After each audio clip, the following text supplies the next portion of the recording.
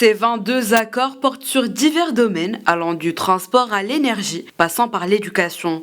On peut commencer par le secteur ferroviaire qui a fait l'objet de plusieurs accords, dont un en rapport avec le TGV. Alstom va fournir les rames pour la future ligne à grande vitesse reliant Kenitra à Marrakech. Un protocole a été signé dans ce sens par le directeur général de l'ONCF, Mohamed Rabi Khlia, et le directeur général d'Alstom, Henri Poupart-Lafarge. Toujours au niveau des infrastructures, mais sur le plan portuaire cette fois, les PDG de CMA-CGM et de Tangemed ont également conclu un protocole d'accord.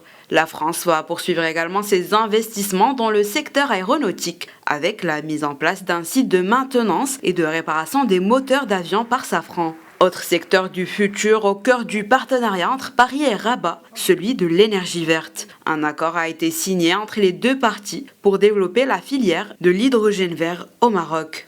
Un protocole signé côté Maroc par le ministre chargé de l'investissement, la ministre de la Transition énergétique et le ministre de l'Intérieur et par le PDG de Total Énergie côté français. Leila Benali a également conclu un partenariat stratégique pour la coopération énergétique, la connectivité et la transition énergétique avec son homologue française.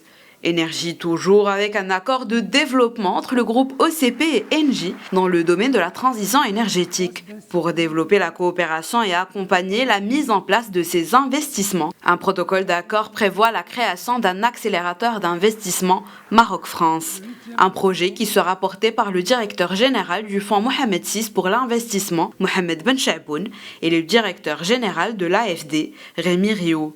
Au total, 22 accords ont été signés entre les deux parties, en présence des deux chefs d'État, notamment dans les domaines de l'agriculture, de l'industrie ou encore de la culture. Des investissements dont le montant global atteindra une enveloppe de 10 milliards d'euros, selon l'Élysée.